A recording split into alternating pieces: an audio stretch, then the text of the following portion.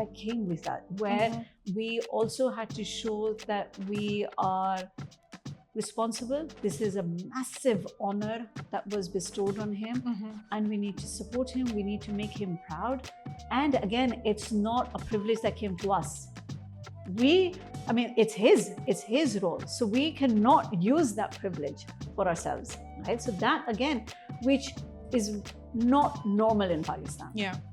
So people tend to use the privilege, the entire family tends to, but we didn't want to, and we wanted to show that by leading by example. I love that. Yeah. So you thought about it as a responsibility, not a privilege. Yes.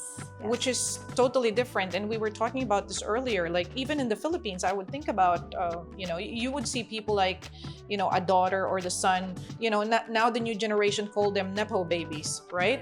The Nepo babies of, just a minor official, they would really milk that leverage. They would not want to be treated like normal people. And yet for you, it's a responsibility. You need to be responsible. You need to make them proud. Simple things, standing in line. Yeah.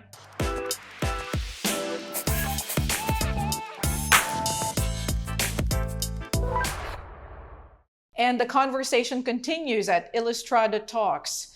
We continue the advocacy that we started with Illustrado magazine back in 2006 in championing the Filipino people. But this time around, it's not just about giving recognition to our community. It's also about challenging you guys to think bigger, lead boldly, and connect with the world. Today, we have a very special guest. I'm super excited. She's probably, and I'm not embellishing here, she's probably one of the nicest and most humble people I know that I'm privileged to be friends with, right? We have Dr. Naima Alvi Bawany. Naima, welcome to the show. Thank you so much, and thank you for inviting me. I'm so excited, an amazing initiative, and I look forward to be part of it. Thank you. I'm so happy that you're here. Let me just give context to everybody out there. So Naima is a dentist and an up-and-coming entrepreneur. She has this new exciting venture called Yes Pakistan that she's going to be telling us about. And she's also the daughter of former President Arif Alvi, and of course, Madam Samina Alvi. And I think one of the things that make Naima so special is that it's not because she's grown into privilege or she's grown into a family, that has such a big influence in their community. It's how humble and modest and how purposeful she is with her life. And I hope to share that with you guys today. Naima. Yes. Super excited. I know I had to, I had to force you to talk. I know that you're a very shy person. Excited and nervous at the same time, and I know I've been dragging my feet, but thank you so much and once again for this opportunity. I know. Listen, first things first, I know that this is an exciting project that you just started. Please tell us about Yes Pakistan. What is Yes Pakistan? So a few years ago, I've been in Dubai for now 20 odd years. A few years ago, I felt that we as Pakistanis were always stereotyped or labeled in wrong things, right? Whereas we as a community or we as people have done exceptional stuff across the world in different industries, and I really wanted to highlight that. And I think the roots or the beginning of Yes Pakistan was actually started between a conversation the two of us had a few years ago, and I was inspired. So I had this that I wanted to showcase what we've done, and as a community, as a country, or as Pakistanis across the world. And I remember talking to you and you explained how you started Illustrado magazine, and we had similar reasons to wanting to showcase our country and our people. So that's where it started. And from there, now it is a digital platform where we are planning to showcase the exceptional Pakistanis across the world, how they've excelled and what they've achieved. Also to share their journey. It's not, I'm sure everybody's journey has hurdles, has difficulties that they've overcome. So we wanted to share that journey, inspire other people, and to show them that hard work, it's a lot of luck as well, but a lot of hard work that is put into it, and they've gotten to where they are. So wanted to showcase that. The platform also is about learning. So it's where we will connect these people to other Pakistanis, non-Pakistanis across the world, so that their expertise can be shared. The third of the platform, so the first part of the platform is called Pehchan, or the first pillar, which means identity. All right. That's where we are sharing their stories. Pehchan. Pehchan.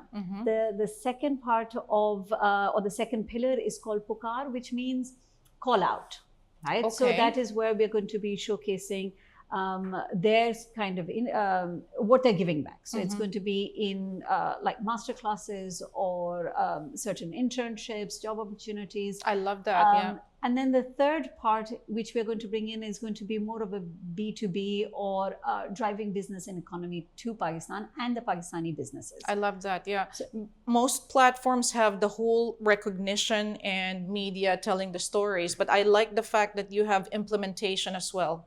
So taking those success stories and, you know, sort of rolling that out to the rest of the community. I think it's everybody who has gotten to where they want to be they want to share. They want to share their expertise and their knowledge, but they're not. I mean, I feel that they haven't been given the right platform and the right correct opportunity to be able to do that. So that's where we come in, and we want to help share. That's great. I know that your family is also big into charity work. Your mother, you know, you're telling us that even today you have duties to help her with her charity work and all of that. Why of all, I would say social work, because this is also social entrepreneurship. It is a commercial enterprise, but the beneficiary is the community, right? Why did you choose this?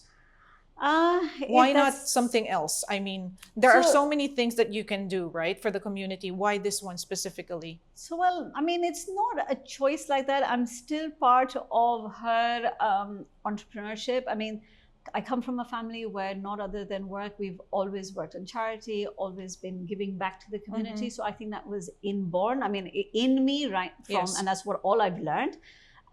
But I've continued with that. So when they were in the presidency, they started focusing on breast cancer awareness. Whereas in Pakistan, it just was a little taboo to say the word breast on TV and media, whereas it's just a part of the body. So they wanted to focus on that and to create the awareness, because it was the biggest killer of curable cancers in Pakistan. That's crazy, right? So we can do something about it, but we can do something about it, right? Just teaching women how to self-examine, and men as well, right? Breast cancer is in men also. So just spreading the word out there. Then we moved on to mental health, which is across the world becoming so important. Understanding the importance of having good mental health, seeing the signs and symptoms if somebody is disturbed, and giving them places where they can reach out to. The third is rights for people with disabilities. Wanted to, all organizations, certain simple, small steps that they can take to incorporate and, so that we all work hand in hand together, right? So making everyone inclusive. So those are the three pillars that she's working on, and she continues even after leaving the presidency. She continues working on those three, and I'm continuing to support her away. The reason for Yes Pakistan was because I'm out of the country, right? And here in the UAE has given us such an amazing opportunity, blank canvas where we've been given the freedom to do what we want, and the UAE has encouraged us, empowered us to do this. So that is because I'm out of the country, how do I give back to the country, but also accepting and appreciating the UAE and what they've given us. We've been given so much privilege. We might as well, transform that into purpose, right? And give back to the people. So many Pakistanis in the UAE want to bring everyone together onto one platform. So the digital platform is going to be about Pakistanis across the world, but because the UAE is where we are and we are starting off from, so we are starting off from the UAE. Now, I know that you've spoken about sort of creating opportunities, getting the Pakistani community more probably educated in certain things, getting awareness on certain fields and all of that, providing knowledge that is freely available. In terms of mindset or perception or principles, what do you hope to change or to see as an outcome of Yes Pakistan? You see, it's not about only teaching. So one of the people that we've covered is she was running part of all of the UK airports, right? I mean, the HR perspective of that. So it's opportunity and sharing that knowledge that may not be. So in Pakistan, there are amazing universities, kids are studying, but they might not have the same experience that she got from there and learning from there. And we all, I mean, even at this age, I continue to read, continue to learn because there's no limit to learning. And I can pick up something from someone in Pakistan. There are something similar. There's these group of young kids, not kids, I mean, they're mid-20s, but for me, they're kids or late 20s, young children, I mean, young people. Welcome to my world. Young people. And they've developed bionic arms, right? At a relatively reasonable cost. And again, those are things that the world can use. So it's not only showcasing what Pakistanis across the world are doing, but also the exceptional work within Pakistan and shocasing their stories to the rest of the world, right? So it's just bridging that gap. So, and I guess, and you know, having had done what, maybe 17 years with Illustrado magazine, I totally understand where you're coming from. And for me, there's this big inspirational aspect that when people see other people doing great things, they sort of get inspired and they put themselves in that situation and think, well, I might be able to do that too in the future, right? And learn anything, connect with people. You never know when an opportunity opens up, and there you are. What do you hope the Pakistani community will think about when they see and they consume content from Yes Pakistan? First of all, I'm hoping that they're proud of all of the Pakistanis that we are showcasing. We appreciate, acknowledge their contributions in their industries across the world. So we want to focus on that. Also, I'm just asking for all of the support, because the only way we can be successful is if we are a team and supporting each other. Of course. So that's what, I'm asking anyone and everyone I meet, who do you know? What do you know? Whose story is inspiring? Who do you recommend that we feature? Who can share information and knowledge, right? We will all learn from each other. So that's what I'm hoping that the platform can give us. It's good that you mentioned that. So I'm calling out everybody there. I'm sure, even if you're a Filipino listening to this podcast right now, you must have a Pakistani friend somewhere. Yes, please. If there are stories that are great to share with the community, please reach out to Yes Pakistan. Naima is looking for great stories to tell, to inspire people. Anybody wants to be a part of the movement, it is for us all together. Please join us. How has it been so far? What's the most difficult thing? And what's the best thing? Overwhelming, exciting at the same time, because I've come from a professional background as a dentist. For me to go into entrepreneurship is very new. I had to learn things, a lot of trial and error, a lot of back and forth, and a lot of time which was wasted, right? Because it's something totally new for me. So that was the starting, the learning that was involved in it. But I'm hoping, and I know it's already, the fulfilling part has already started when I see people that agree with what we are trying to do and want to be a part of it, and the excitement that I see when we talk about it. Yes, please let us know how we can help. Please, I'd like to be part of it. It's still a group of volunteers that are working, right? So it's not a business per se like that.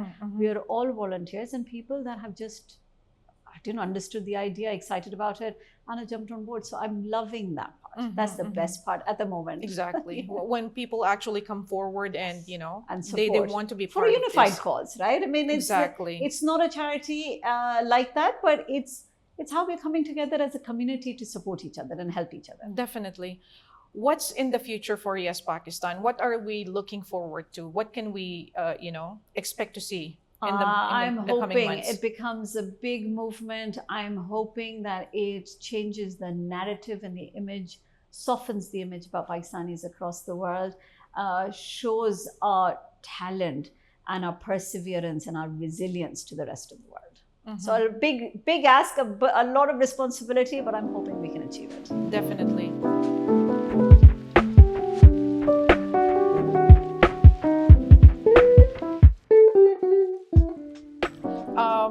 Right. Let's talk about Pakistanis. In Illustrado Talks, I also want to sort of delve into trying to understand other cultures better so that us Filipinos can connect even more, right? So it's great to have you today because I'd love to hear from you. What are the things that you wish, I mean, like, to understand the Pakistanis, what do you think are, for example, the stereotypes that you wish we would correct, or how should we view it instead? Because I think we have stereotypes both in the Pakistani community, in the Filipino community. How can we understand you better? What is not true, and how should we view it instead?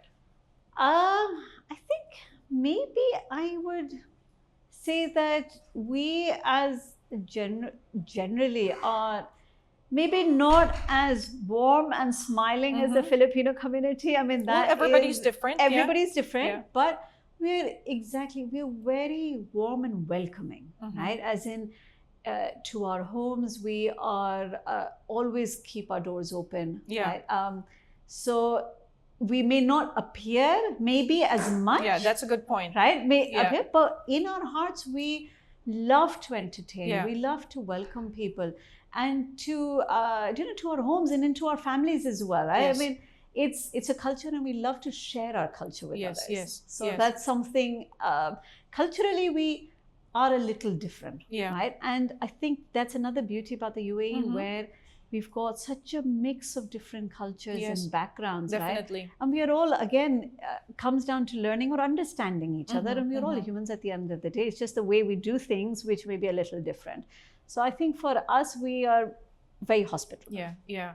I think that is correct. It's good to mention that because, people from the islands, and this is not only in the Philippines, even if you go to Vietnam, I guess, or Thailand, people from the islands are so easygoing. You always see them with a smile. Whether they know you or not, that smile is automatic. We're all also the noisiest people.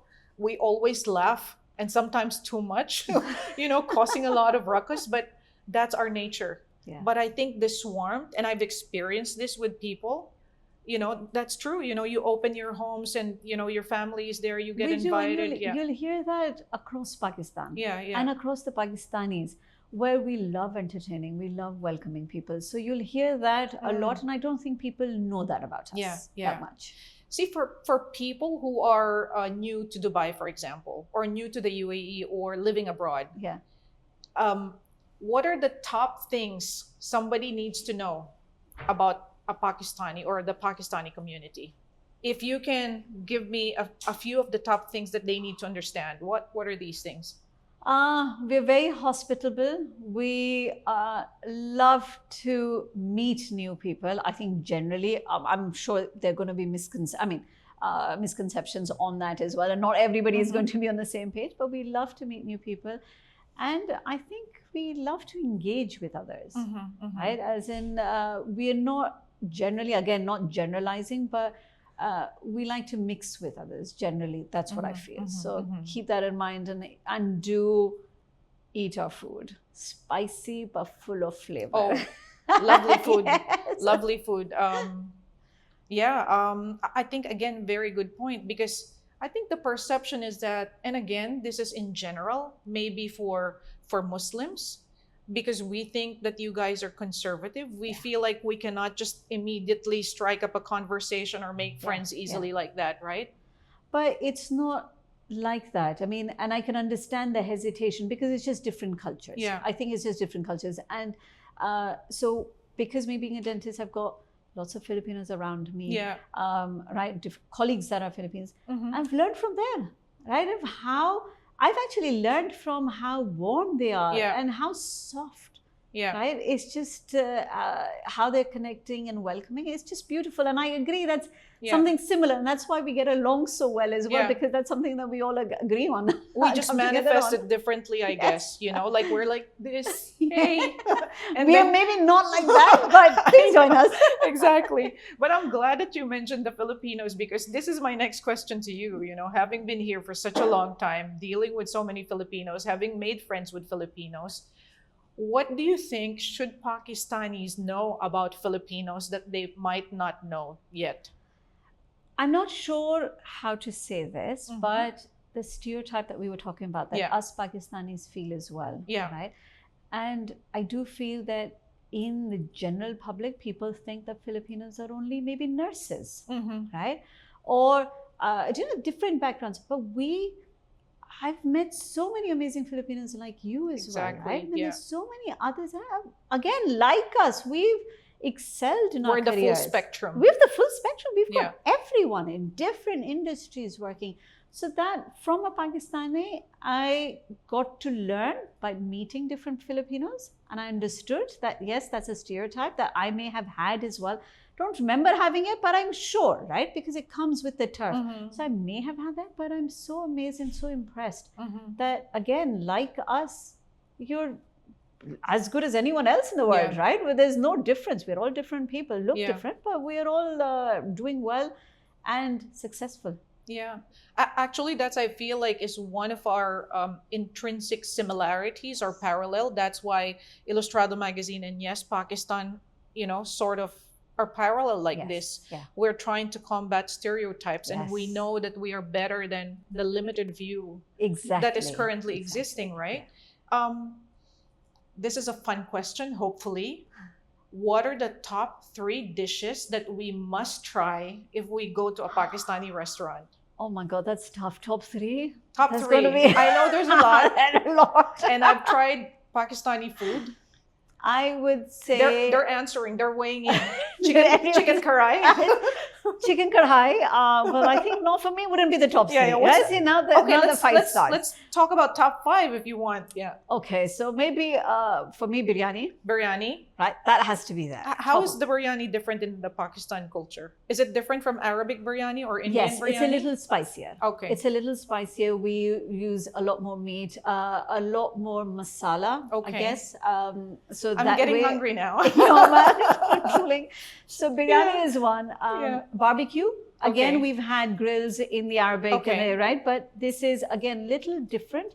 Softer meat, and again spicier. So, and when you say barbecue, is it like kebabs in the? It's similar to kebabs. So similar we've to got kebabs. like mincemeat kebabs, which are called seekh kebabs. We've got boti kebabs, which is chunks of meat, or chicken, fish kebabs. So barbecue is a huge variety in different kinds. We've got like really soft marinated thin steak that is called a Bihari kebab, and you put, it's like melt in the mouth. So barbecue is one whole category. And then the third, I would say, God, that's a tough one. I love nihari. I love nihari. It's a curry, right? And traditionally, this is the thin shredded. Well, it's supposed to be really soft meat. Right? That really breaks apart as soon as you touch it.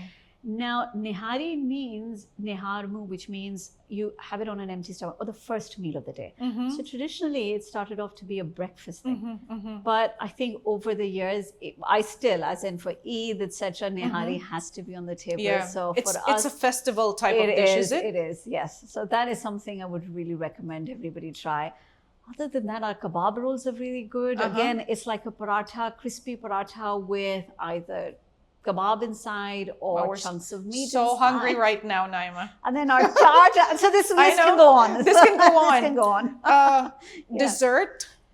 Dessert. Okay, so I'm not a very big, I don't have a sweet tooth. Not a big one. Maybe over time it's getting worse. But I think for me, the kulfis, and we've got very different kinds of kulfis. So kulfi is like an ice cream, a cold, but very creamy, milky. And we've got different flavors. We've got fruit flavored, which is like a sorbet, but in a kulfi shape. I know what you're talking about. Mango kulfi is my favorite. Yes. So kulfi is one. Then we've got different, gajar halwa, which is carrot halwa, right? I guess we sweeten and put everything in meat. So we've got Loki halwa, which would be, again, a different kind of halwa, which is, I'm not sure, I think it would be a gourd. So Loki is gourd, so we make a halwa out of that. Choose from, that's amazing. To choose from. What's this dish? I keep forgetting the name, You usually have it for Eid, and it's like milk with pistachios. Kheer. It's not kheer, it's the other one. Vermicelli? With vermicelli. Yes, we call it sheer korma. They're different, yes. I love sheer korma. Oh, do you know about it?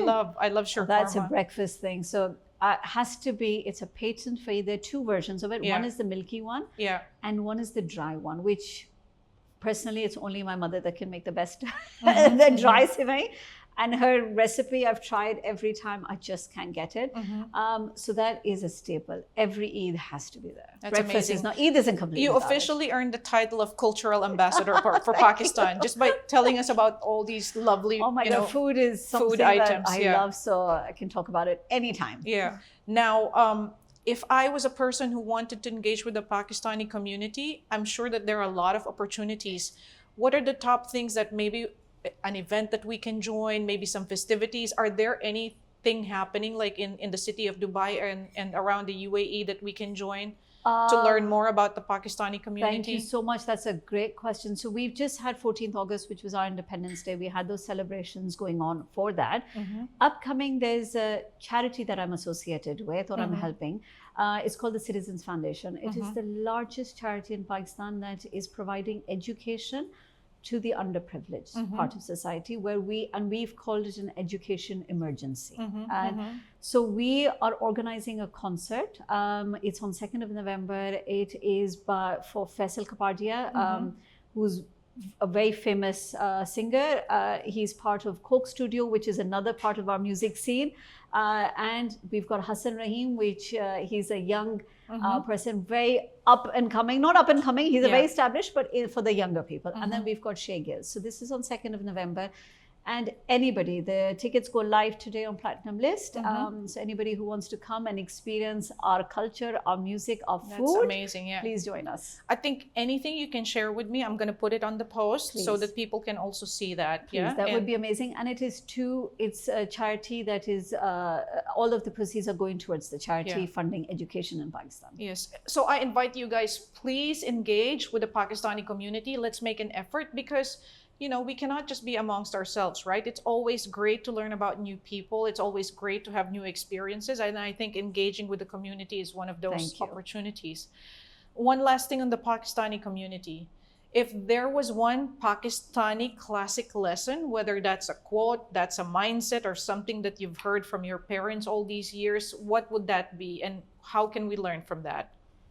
It's a big question. It's a very big question. Maybe there's something that, all the Pakistani parents would tell their kids.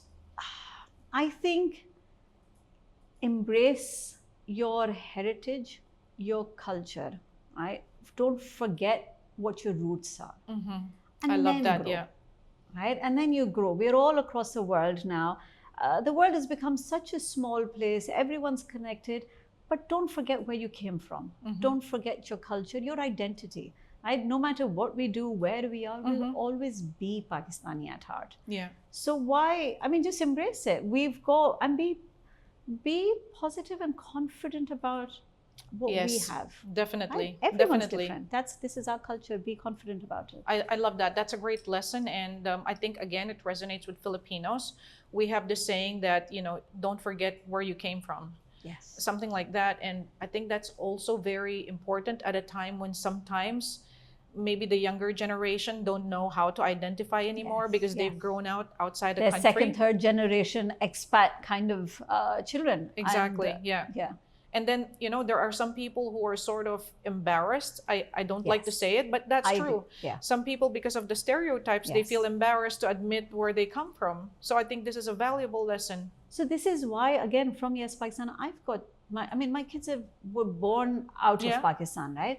So again, when you talk about embarrassment, we haven't given them the knowledge of what to be proud of. Exactly. Not everybody has Great that. point. Yeah. Right? So if we don't give them, so we can't expect them to think differently. Yeah. What they're reading is in the media. Yeah. We need to change the narrative, show them the positive side, and then why not? They'd be proud of course, of their countrymen or their people or our culture. So we have to give them that information so that they can learn from it. Yeah, we have a joke in in the Filipino community because in the last decade or so, because of all this pro-Filipino sentiment, because we've been trying to celebrate Filipinos, everybody's like, okay, that Filipino did this, Filipino did that.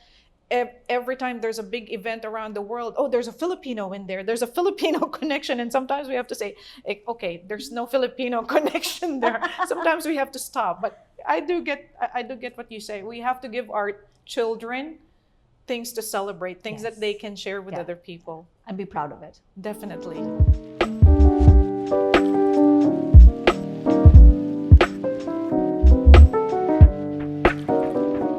Now here comes the personal questions. Ooh, scared. Scary. Okay. I've always wanted to talk to you about this. And actually, this was one of my motivations to invite you. It's not just because you were the daughter of a president, but it's because of how humble you are, considering your stature in life, right? Or considering your family's influence. Now, I wanted to get into that, but before, that ultimate question, how is it like growing in the shadow of a President Arif Alvi and Madam Samina Alvi? They're huge role models, first of all, right? But other than being in the shadow, they're inspiring. Mm-hmm. They take us along. We've always been a family that has done everything together. So my father becoming president was never part of a plan. He's always been in Pakistan politics, but it wasn't a goal. He wanted to make a difference, to help Pakistan grow, to make Pakistan great. So he's always about giving back to the country, right? So we've always been part of politics. My mother's part of a lot of charities. We've always done everything together. So this was where he won the election, and then he was offered or chosen to become the president. And I know you say it was so easy to get swept in. It was, but we had to really focus, and it was an active move to hold ourselves back. Right? It's so easy to be swept in with all of that, right? The glamour that comes with a role, but we really had to step back. Yes. One, for our own children, because this was a job that my father had for a set limit of time, right? 5 or 6 years. We always knew that they would go back home. Right? It's not for life. It's not forever. He will have to. So it's just a job opportunity that he had for 5 or 6 years, which he took that, and it's easy to get spoiled. I mean, I can tell you, in the first day when he was being sworn in, we had to go back, and it was all a whirlwind within I think 2 or 3 weeks. He was not. This was not even part of the plan, but within 2 or 3 weeks, this came up, and then he was elected to become the president, and we went back. And we're a family that, again, like everybody else, right, sits at the dinner table, passing food around, etc. But because he was the incoming president, he had staff around him that were, putting food into your plate. And for us, that was a bit overwhelming.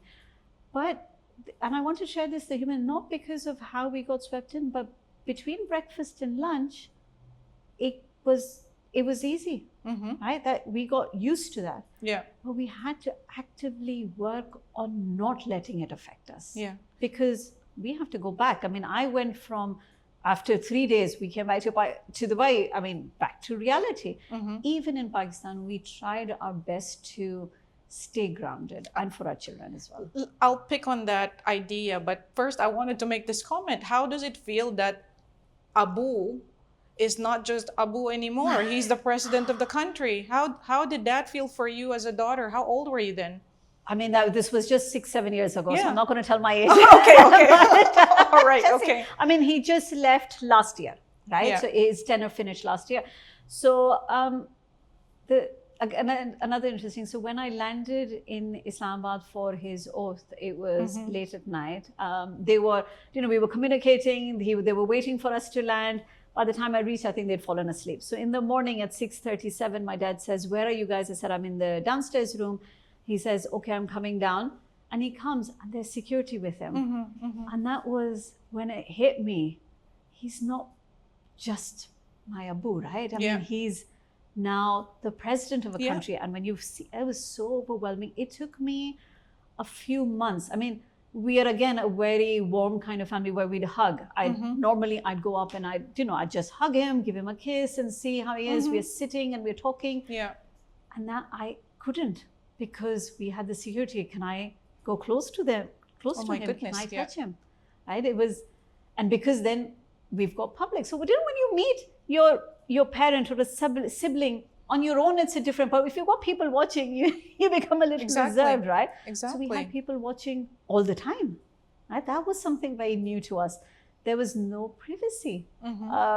And then sitting, and I still remember for the oath again, for the bus ride, we had our children, shh, sit straight, sit straight. And we realized later it was only us. Why would we?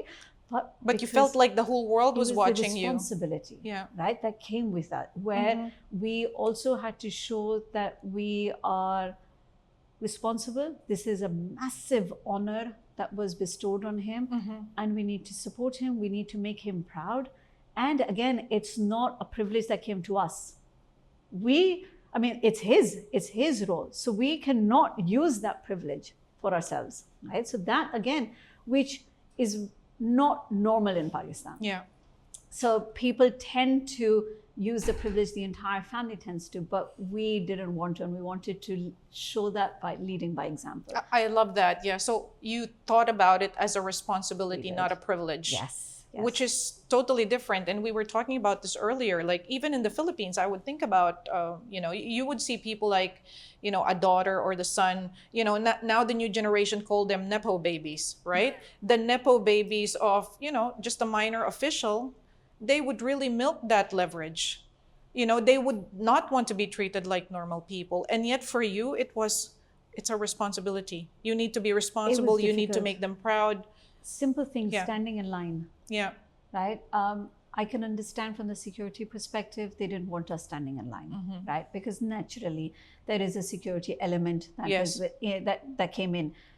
But if we had jumped the line for security, the public sees that we are jumping the queue, right? Whereas we are not. So we would actually end up standing in the longest line to tell people, and right? That we are no different from anyone else. I admire that. So totally. we're just like that. Just like everyone else, we are no different. We will stand in line because, again, that's not a privilege that comes to us. But again, it's how the society is, and we wanted to share or try our best. That was our responsibility. That was how we could contribute to my dad and make him, so that he is proud of us not abusing the role. You said earlier that your family made a conscious decision not to be swept up. What was the conversation like? Was this your parents telling you something? Every time. Is it ingrained? How did you figure that out together? Every time. When I would go back on holiday, my children, my sisters, my siblings, their children, it would be a very open conversation every time. This is temporary. This is temporary. We are going to be going back, right? So that, even for the children, naturally, my nephews and my niece, younger, they were, I think, maybe 5, 6 then. That's what they knew, right? That's what they went into. They were too young before then to know. But even for them, so we had kept, so they were based in Islamabad. Our family home is in Karachi. We would make sure that we do a trip there. This is home. And to be honest, no matter how amazing the presidency was, no doubt about it. All of that, that was there, the home, the house, but home was always home. So when we came to Karachi, when my parents came home, as in after his tenure ended, we were not sure how the children's reaction. For me, I've grown up in that house. For me, that's home, right? Wherever I am in the world, that's always going to be my home. So, but for my children, I was the grandkids, grandkids, right? And surprisingly, from the eldest to the youngest, they said, Karachi is home. Because when they came home to our family home, they knew that warmth that comes with having, and I do not want to move away from the beautiful presidency and the honor that he had and everything that came in. That was massive, right?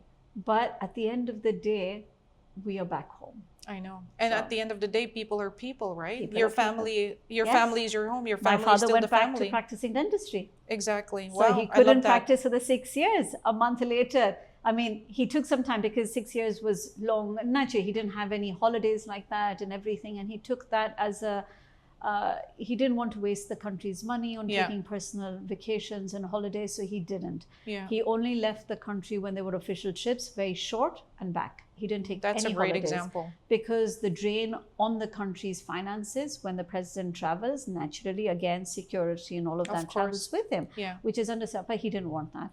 So after that, so he took a month off. which was he was at home, Mhm. but then back to dentistry. Mhm, That's him mhm, back at mhm. work. You know, I like the fact that you just flippantly said, you know, he had the job posting. He was supposed to. It's a job. It's just another job posting, Yes, right? yeah. And it's a great reminder that everything else passes. Everything is temporary, so we should keep our feet rooted on the Yes, ground, yes. right? And you know, if I mean, looking at Sheikh Mohammed, right? I mean, how down to earth, Yes, how humble, true. right? You see him in the shops, you see him in the malls, right?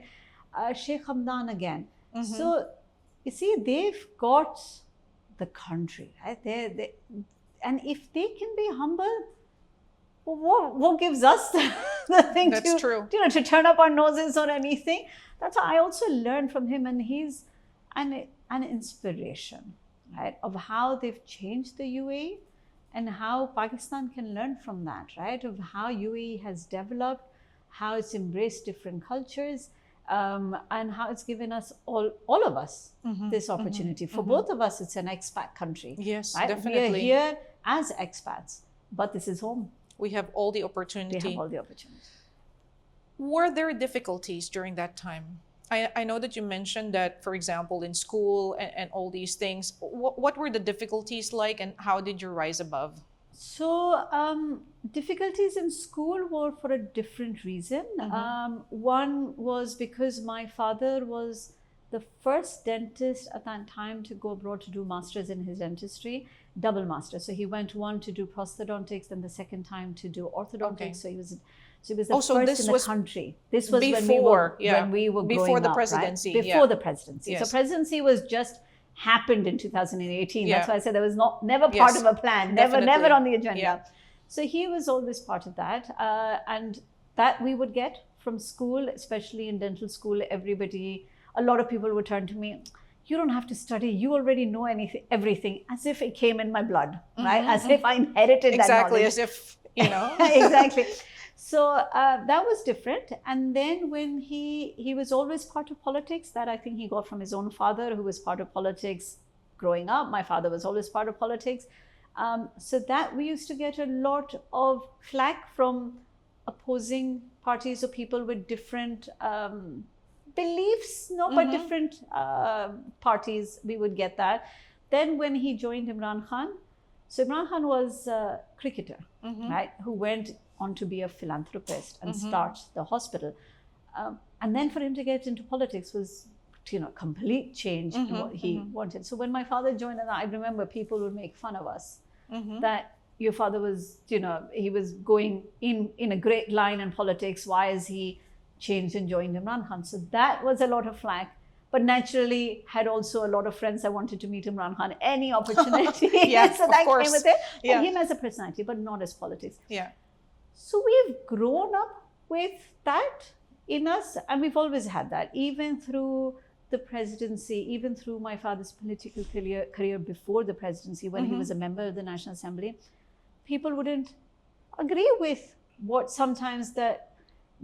he or the party was doing. Which is natural, I Which guess. is Yeah. natural. You can't keep everyone happy, right? Decisions have to be taken Yeah. depending on what is going on at the time, and not everyone is privileged to the reasons why certain decisions were taken. But my thing was, and I would always, you trust him, you know he's going to take the right decision, you understand his beliefs, you understand how he thinks, trust his decisions. Yeah. Right? So that was something, and to this day, I still have to go through that. What, on a personal level, how do you keep your cool? What Very do you say difficult. to yourself? Because you're one of the coolest, friendliest. It's you're very always difficult. upbeat and all of that. How do you keep your cool despite everything that goes on? I think it's not about keeping my cool per se, but it comes with a lot of stress, right? A lot of baggage that comes with it, undue pressures that come with the role and being there. So I would just say that our trust, and again, then I go back to our religion, of where we put all our faith in Allah, and we know that this is His plan. This is the path He has set us on. There's a reason for that. Trust the plan, yeah. Trust the plan, right? As long as we are true to our beliefs, inshallah, we'll be fine, right? I mean, yes, these are hurdles that come in. There's a reason for that, maybe to make us stronger, maybe to use that as an example. We just have to trust Allah on that. So I think that is what keeps us, moving forward. I can't change it. There's things out of my control. And that's what my father and my parents keep saying. I mean, even for my mother, as a woman, as a mother, as a wife, it's overwhelming, right? Things that are completely out of your control, you can't do anything about it. How do you manage it? How do you stop it from affecting? It affects her, it affects all of us, it affects my father. But because we're all human, but again, it is just then turning ourselves back to Allah and saying that we trust Him. He's made this path for us. We trust it. He'll take us out of it. So inshallah. Humility. And I want to give our audience some context, right? So I have Naima. Naima and I belong to an entrepreneurial community at BNI. Yes. Naima is one of the, like I said earlier, nicest, most modest person. When I met her, she never introduced herself as anything else except a dentist. Yes. And, an active member of our entrepreneurial community. You never introduce yourself like this. I mean, how do you navigate social situations? Do you never talk about yourself in this kind of light, that you belong to a family like this? Because it's me. So if you're meeting me, you're getting me. Yeah. Right? I'm sure everybody's family has done a lot, but you don't start introducing what your father's done, your mother's done. A lot of people do that. So for which me, is not you, which is great. Not me. Which is amazing, yeah. So for me, but if it comes up, it is a fun conversation when I've had patients come to me and then they look at when I'm signing the insurance paper and then they say, are you related to him? And I would say then it's a fun conversation, right? Yeah. But no, I never start off with that again, because I believe if I use that to start off, it's again me taking advantage of something that was mine to take advantage of. It's my father's, it's his job position. His job posting. His job posting. So what has that got to do with me? Guys, please listen. If you can learn this humility, keeping yourselves grounded, because things are only temporary. Yes. So we have to keep ourselves, our values, and our principles intact. I love this lesson from you. The world will always be there to trick you, to push you in a different direction, true to your beliefs. Yeah. You'll be fine. Yeah. That's it. Now, if there was what's the number one lesson you think that you learned from your parents that we can all learn from today? Humility. Humility. Yeah, no doubt about that. Humility and hard work. They're not, and we've always, again, they're not scared of doing hard work. They're not doing it for the recognition, which people don't, because when he came into the presidency, it's sort of like a badge that he's wearing, a medal of honor. It was a role that he had to do. He had to serve the country, right? Not the other way around. So that humility, that again, just focusing on learning from that and hard work. They've put in a lot of hard work. We've grown up. And I really believe that hard work, and then hopefully, and then believe, and then have trust in the path. Humility, hard work, belief, and trust. Yeah, that's it. Now, tell me, you are a woman who wears many hats. Apart from being a dentist, somebody who contributes to the community with so many different projects, helping your mom's charity and all that. And now as an entrepreneur, doing this work for Yes Pakistan. Why do you do all this? And this is a question I ask of anybody who's in the space where they really do community projects to serve the people. I think it just energizes me. I enjoy it. I enjoy learning. I enjoy making a difference. I want to be, when I leave this earth, I want to leave footsteps behind.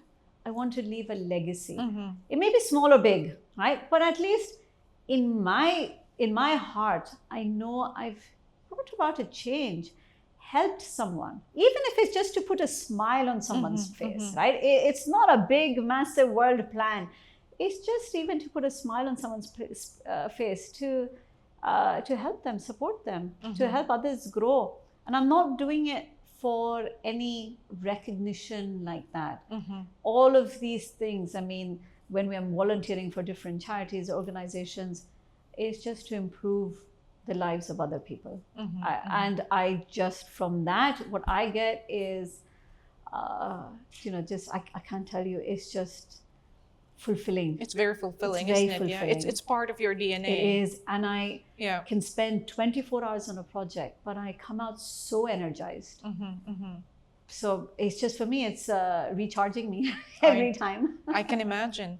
What's your advice to budding philanthropists or people who want to contribute to the community if they're struggling right now with overwhelm and all of that, juggling so many things, or maybe not being able to make progress? What's your advice? Just volunteer. Any position, start off, get your foot in the door. Start off small, right? And then, because in every, especially in philanthropy, you're part of a volunteer group. So as long as people then see your effort, see how you're delivering without anything in return, people appreciate that, especially charities and organizations like that can't afford to pay people. Yes. So just offer Volunteer. your time, volunteer, be there. And that'll be, you'll grow. I've got no doubt about that. Excellent. What's your one mantra in life? Oh, I don't have one mantra. I don't think I can. Oh, really? Just, if I commit to something, I have to follow through. I put everything and anything into it. Sometimes I overcommit. I stretch myself thin. But if I commit, it has to be for the long haul. That's amazing.